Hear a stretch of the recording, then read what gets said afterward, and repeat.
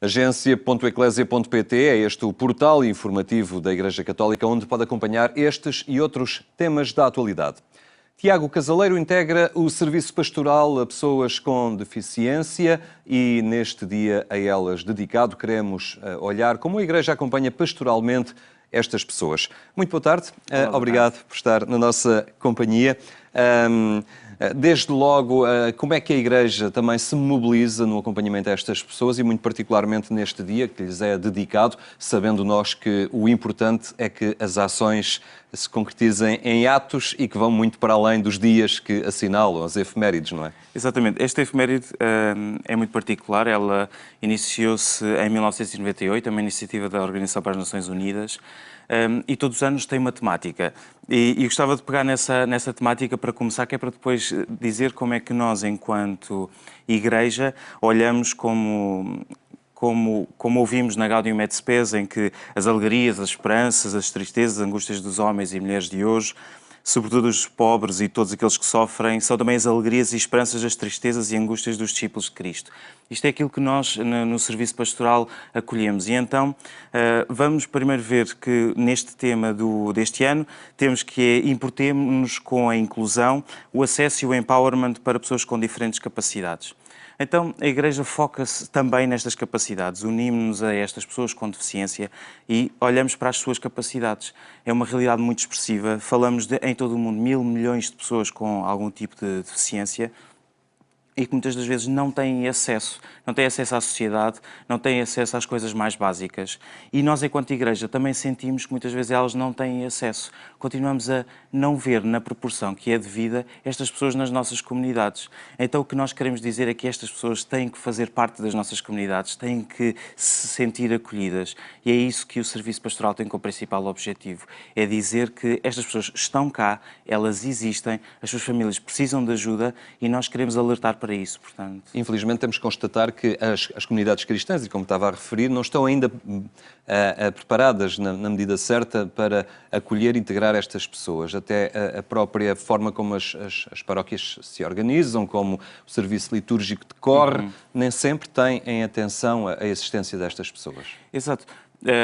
A liturgia é, se calhar, o ponto mais visível, não é? Na própria liturgia não conseguimos encontrar adaptações facilmente, não existem muitos recursos ou para pessoas com deficiência do tipo sensitivo, como sejam as pessoas cegas ou surdas, não conseguimos encontrar muitas facilidades quando as pessoas querem aceder à liturgia.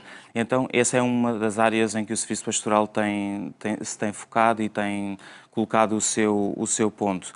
Por outro lado, também é uma coisa que parece muito simples, mas as acessibilidades aos templos é um aspecto muito importante, aos lugares de culto, porque não conseguimos, assim, garantir que todas as pessoas possam aceder quando elas têm uma deficiência física. Falou dos invisuais, mas, por exemplo, os surdos-mudos, sim. a linguagem gestual é algo que muito raramente se vê nas celebrações litúrgicas. Mas começamos a encontrar.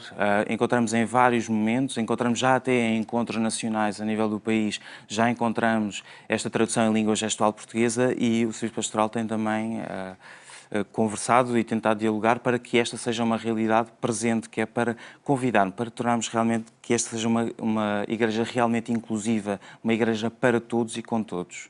Há aqui desafios, digamos, paralelos, desde logo estes ligado às acessibilidades, à inclusão na dimensão celebrativa da própria comunidade, mas também o desafio de trabalhar uma espiritualidade específica às vezes para estas pessoas, ou de as acompanhar numa vivência sem as querer isolar, mas às vezes proporcionando-lhes uma vivência mais adaptada às suas características. Sim, nós, enquanto Igreja, vamos encontrando movimentos para vários grupos de acordo com as características, ou nos focamos nos jovens ou nas viúvas, mas também... Porquê? Porque têm realidades concretas e que precisam de algum tipo de apoio.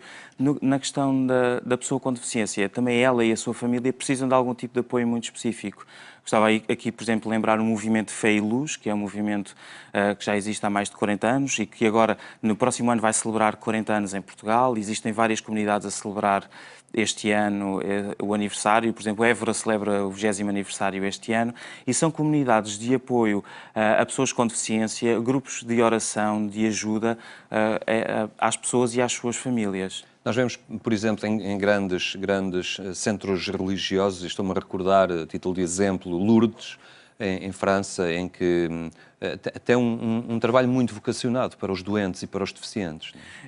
O Santuário de Lourdes traz-nos essa mensagem da cura e de uma noção de alívio do sofrimento, e sempre teve isso como a sua característica. Aliás, Jean Vanier, o fundador deste movimento de Fé e Luz e das comunidades à Arca, teve isso como inspiração e fez aí a sua primeira peregrinação de pessoas com deficiência a Lourdes. É também nesse sentido que nós, enquanto Serviço Pastoral de Pessoas com Deficiência e com a aprovação da Conferência Episcopal Portuguesa, estamos a dinamizar a peregrinação jubilar das pessoas com deficiência e as suas famílias ao Santuário de Fátima em 2017, em junho. Isto é em articulação com o Santuário, como é óbvio, e este é um movimento de encontro com as pessoas, com as suas famílias. Não é uma coisa para elas, é uma coisa com elas, construídas da base. E construídas da base como? Nós estamos a ajudar a dinamizar as equipas diocesanas de pastoral a pessoas com deficiência, e elas têm estado muito ativas.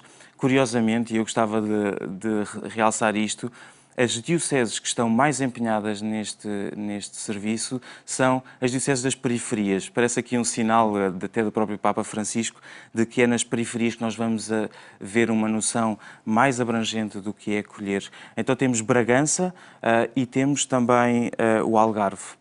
E gostava, a talho de foice, como diz a sabedoria popular, de dizer que este dia está a ser celebrado intensamente por estas duas dioceses. Então, em Bragança, o Dom José Cordeiro lançou uma nota pastoral especificamente sobre este tema, e onde lança um tema interessante, perguntando: onde é que está o teu irmão? Há várias iniciativas com as IPSS locais, portanto, uma ligação entre a sociedade civil e a Igreja. Vão ser lançadas também pagelas com a oração que o Dom José escreveu. E no dia 21 de dezembro haverá uma celebração com momentos especiais para pessoas com deficiência, e onde elas vão também sentir incluídas. Já no Algarve vamos ter associado ao dia de hoje, vamos ter agora no dia 6 de dezembro uma procissão das velas, uma procissão à imagem da Nossa Senhora de Fátima, vai haver um acolhimento no Largo do Carmo e depois uma procissão até ao Largo da Sé, onde vai haver também um espaço especial para as pessoas com deficiência. E desde logo este Jubileu da Misericórdia, este ano da Misericórdia que estamos a viver, também é uma excelente ocasião para o pôr em prática precisamente as obras de misericórdia e olhar estas pessoas de uma forma muito especial. Exatamente.